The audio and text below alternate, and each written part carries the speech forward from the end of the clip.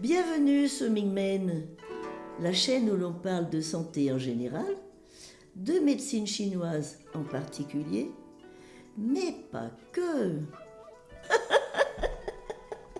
Bonjour, bienvenue dans ce nouvel épisode de Mingmen, les secrets de la porte de la vie. Je suis Sylvain Castagnet, je suis praticien de médecine chinoise à Saint-Genis-Laval, en région lyonnaise. Quand on parle de nouvelle année, on pense presque automatiquement au 1er janvier, à une date figée sur un calendrier, aux feux d'artifice et aux bonnes résolutions prises parfois un peu vite. Mais dans la culture chinoise, la nouvelle année ne commence pas à une date arbitraire. Elle commence quand l'énergie du monde est prête à changer. Le nouvel an chinois est avant tout un passage énergétique, un moment où la nature elle-même amorce un nouveau mouvement.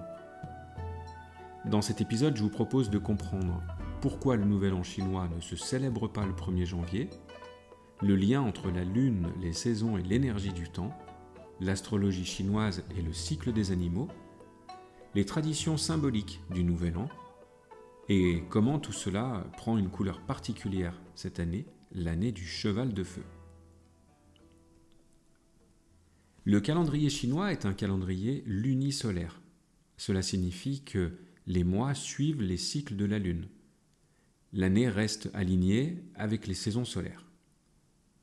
Le nouvel an chinois correspond à la deuxième nouvelle lune après le solstice d'hiver. Il tombe donc entre fin janvier et mi-février. Pourquoi ce moment-là ? Bien, parce qu'en médecine chinoise, le solstice d'hiver marque le maximum du yin. À partir de là, le yang commence lentement à renaître. Le nouvel an chinois arrive précisément au moment où ce yang devient perceptible. Ce n'est pas encore le printemps, mais le mouvement est lancé. Dans une année de cheval de feu, ce réveil du yang est particulièrement important à comprendre, car l'énergie qui arrive est rapide, expansive et très dynamique. Dans la pensée chinoise, le temps n'est pas linéaire, il est cyclique. Chaque année n'est pas seulement une nouvelle page, mais une nouvelle qualité d'énergie. C'est là que l'astrologie chinoise intervient. Elle ne cherche pas à prédire ce qui va arriver, mais à décrire le climat énergétique dans lequel nous allons évoluer. Comme pour la météo, on ne contrôle pas le climat, mais on peut apprendre à s'y adapter. Cette année, le climat, c'est celui du cheval de feu. Chaud, mobile, enthousiaste, mais parfois excessif. L'astrologie chinoise repose sur un cycle de 12 animaux. Le rat, buffle, tigre, lapin, dragon, serpent, cheval, chèvre, singe, coq, chien et cochon. Chaque animal représente une dynamique de mouvement, une façon d'agir, un rapport particulier au monde. Contrairement à l'astrologie occidentale, l'animal de l'année influence l'ambiance collective, pas simplement les individus nés sous ce signe. Le nouvel an chinois marque donc l'entrée dans une nouvelle dynamique collective. Le cheval, c'est l'énergie du mouvement et de la liberté. Le cheval est un animal profondément yang. Il symbolise le mouvement, la liberté, l'indépendance, l'élan, le besoin d'avancer. Le cheval supporte mal l'immobilisme, les contraintes excessives, les cadres trop rigides. Une année du cheval est souvent une année où les choses s'accélèrent. Les envies de changement sont fortes. Les décisions se prennent plus vite. Les situations stagnantes deviennent inconfortables. C'est une énergie qui pousse à sortir de ce qui freine. Cette année, le cheval est associé à un élément, le feu. En médecine chinoise, le feu est lié au cœur, à la joie, à la conscience, à la communication, aux relations. Le feu éclaire, rend visible, met en mouvement ce qui était contenu.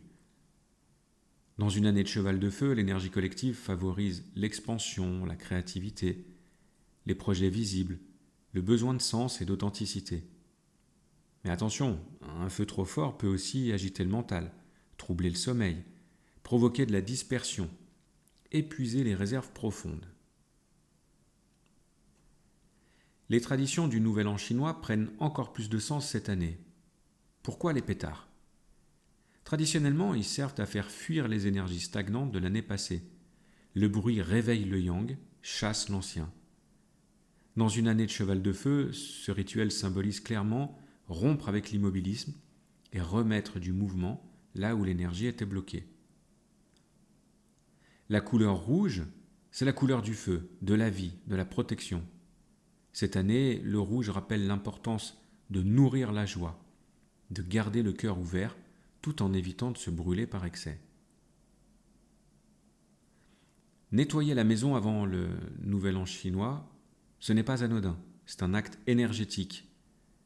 Dans une année rapide comme celle-ci, il est essentiel de ne pas partir encombré. Alors, comment vivre le Nouvel An chinois aujourd'hui ? Eh bien, même sans suivre toutes les traditions, on peut vivre ce passage consciemment.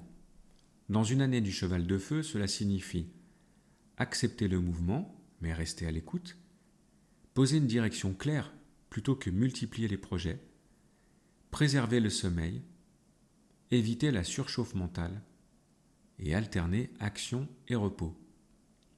La médecine chinoise nous rappelle que le yang a besoin de yin pour durer.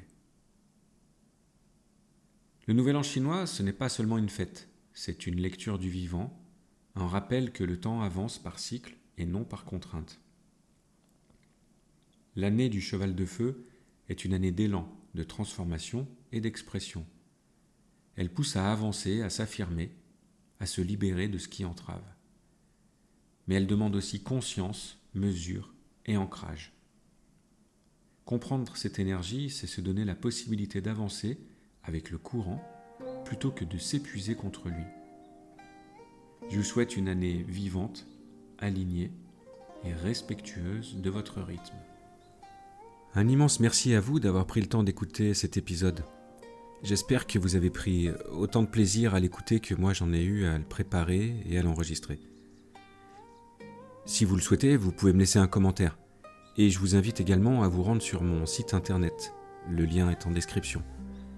Sur mon site internet, vous trouverez un e-book gratuit à télécharger au format PDF, la théorie des 5 éléments et ses applications au quotidien. Je vous dis à très bientôt pour un nouvel épisode.